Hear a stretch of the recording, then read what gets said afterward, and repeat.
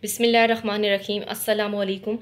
Dear students, hope you all will be fine. Today we are going to start new of Sun series, Science Grade 7. Now all of you open your reading textbook page number 1. Unit 1, Human Organ System. Page number 2, and our first topic is digestion. What is digestion? Broken down of complex substance into a simpler substance is called digestion. यानी complex substance का simpler substance में break down होना digestion कहलाता है. Here are few steps that are involved in digestion. First one is breaking down of the food. Second is uptake of molecule into the bloodstream. Third one is utilization of the molecule for the production of energy. And the fourth one is removal of undigested food. Human digestive system. It's a diagram of human digestive system, and you can see that there are few organs that are associated with digestion, like stomach, large intestine, small intestine, mouth, rectum, anus. So we will explain all the organs that are involved in our digestion. Human digestive system is made up of a long coil tube called alimentary canal. Human digestive system जो है वो एक long coil tube पर मुश्तमिल होता है, जिसको हम क्या कहते हैं? Alimentary canal कहते हैं. It start from mouth and end at the anus. और ये कहाँ से शुरू होता है? Mouth से start होता है और anus पे end होता है. Some organ play role in digestion like mouth, stomach, small intestine, large intestine. Liver and pancreas are also associated organs. First one is mouth. We intake food in our mouth, then saliva makes the food by salivary gland. Saliva is a slimy liquid that merges the food so that food easily passes through esophagus. First of all हम क्या करते हैं, अपने food को जो है वो अपने माउथ से लेते हैं. फिर क्या होता है कि जो हमारी खुराक है, हमारी जो फूड है वो स्लाइवा के साथ मिक्स हो जाती है. स्लाइवा क्या है? थूक है, जो कि एक स्लाइमी लिक्विड है. ये फूड को क्या करता है? मैश करता है, जिसकी वजह से जो हमारी फूड है वो इजीली एसोफेगस में पास कर जाती है. और tongue play an important role in digestion. हमारी जो जुबान है वो भी डाइजेशन में एक अहम रोल अदा करती है. और tongue pushes food around our mouth for better chewing. The partly digested food is rolled by the tongue into the oval lumps called bolus. अब क्या होता है कि हमारी जो टंग है वो हमारी फूड की बेटर च्यूइंग के लिए क्या करती है? पुश करती है फूड को. अब जो पार्टली डाइजेस्टेड फूड होगी वो क्या करेगी? वो एक लम्प्स की फॉर्म में बन जाएगी, जिसको हम क्या बोलते हैं? बोलस बोलते हैं. अब बोलस क्या होगा? फूड पाइप के अंदर इंटर हो जाएगा. Here epiglottis closes the windpipe so that food can move into the right path. What is epiglottis? Epiglottis is a small flat part at the back of the tongue. So students, here you can see that it's a green lump. It is called bolus. First of all, tongue block the oral cavity. Soft palate block the nasal cavity. Epiglottis block the windpipe. Move to the next page. Esophagus. Now bolus move into a stretchy pipe that connect mouth with the stomach. अब क्या होगा oesophagus में? जो bolus हमारे पास था वो bolus एक pipe में एंटर होगा, जो किसके साथ कनेक्ट होगा? माउथ को स्टमक के साथ कनेक्ट करेगा, और इस पाइप को हम क्या कहते हैं? एसोफेगस कहते हैं. When bolus enter the oesophagus the muscle of the oesophagus relax and contract. जब जो बोलस है, अगर वो बोलस जब एसोफेगस में इंटर हो जाएगा तो जो एसोफेगस के मसल्स हैं वो रिलैक्स और कॉन्ट्रैक्ट करेंगे. The movement pushes the bolus down. अब यहाँ पर जो मूवमेंट होगी उसकी वजह से जो बोलस है उसकी मूवमेंट क्या हो जाएगी? नीचे की तरफ हो जाएगी.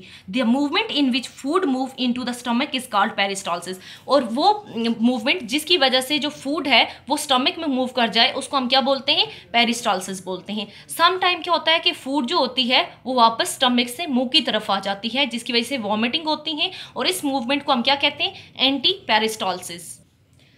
Next organ is stomach. When peristaltic wave reaches the stomach, the mouth of the stomach open. अब क्या होगा? जब पेरिस्टाल्टिक वेव जो होंगी वो स्टमक तक पहुंचेंगी तो जो स्टमक का माउथ है वो ओपन होगा and bolus inter into the stomach. और जो बोलस है वो किस में इंटर हो जाएगा? स्टमक. स्टमक क्या है? मैदा. Our stomach is J-shaped muscular bag present under the diaphragm on the left of the body, left side of the body. अब हमारा जो स्टमक है वो जे शेप का है और ये कहाँ पर पाया जाता है, हमारी बॉडी के लेफ्ट साइड के ऊपर, डायाफ्राम के नीचे. Stomach work like a blender. अब स्टमक किसकी तरह काम करता है, ब्लेंडर की तरह. जस्ट लाइक आप अपने घर में डेली लाइफ में एग्जांपल ले सकते हो जूसर मशीन की. जिस तरह जूसर मशीन में हम कोई भी चीज़ मैश करते हैं तो वो एकदम से ब्लेंड हो जाती है, तो हमारा स्टमक बिल्कुल वैसे ही काम करता है. जो फूड हम लेते हैं हमारा स्टमक उसको वैसे ही ब्लेंड करता है. It churn and squash the food. The food in the stomach is mixed with gastric juice. अब जो फूड स्टमक में है वो किसके साथ मिक्स हो जाएगी, गैस्ट्रिक जूस के साथ मिक्स हो जाएगी. HCl is present in gastric juice. इसके अलावा जो HCl है, हाइड्रोक्लोरिक एसिड है, वो भी गैस्ट्रिक जूस के अंदर पाया जाता है. अब ये जो HCl है इसका फंक्शन क्या है, HCl kills the bacteria that are present in our food. Now the food in the stomach is converted into a thick, creamy, semi-solid mass called chyme. Now chyme move into small intestine. अब chyme क्या होगा, small intestine mean छोटी आंत की तरफ move करेगा. Small intestine. Small intestine has 3 parts: duodenum, jejunum, and ileum. Chyme enter the duodenum. It is mixed with the secretion from the liver, pancreas and duodenum wall. अब ये जो कायम हमारे पास है ये सिक्रीशन के साथ मिक्स होगा और वो सिक्रीशन हमें कहाँ से मिल रही है, लीवर से मिल रही है, पेंक्रियाज से मिल रही है और ड्यूडेनम की वॉल से मिल रही है. अब पेंक्रियाज क्या करेगा, pancreas release pancreatic juice. This juice contain enzyme that digest carbohydrate, protein and fats. अब पेंक्रियाज जो जूस रिलीज करता है उस जूस में एक एंजाइम पाया जाता है और वो जो एंजाइम है वो फूड में मौजूद कार्बोहाइड्रेट, प्रोटीन और फैट्स को क्या करता है, डाइजेस्ट करता है. Now liver release bile. अब क्या करेगा, लीवर जो होगा वो बाइल को रिलीज करेगा. Bile break down fat into fatty acid and glycerol. अब जो बाइल है वो क्या किसकी ब्रेक डाउन करेगा, fat into fatty acid and glycerol में. Next part of intestine is jejunum. जो इंटेस्टाइन का अगला हिस्सा है वो क्या है, जेजेनम है. The food that remain undigested in the duodenum is completely digested in the jejunum and ileum. वो फूड जो कि ड्यूडेनम में अनडाइजेस्टेड रह जाएगी वो स्मॉल इंटेस्टाइन के दूसरे दोनों पार्ट्स में कम्प्लीटली डाइजेस्ट हो जाएगी. After digestion food is absorbed by the small intestine. जब डाइजेशन हो जाएगी जो फूड होगी वो स्मॉल इंटेस्टाइन में एब्जॉर्ब हो जाएगी. And then it enter blood.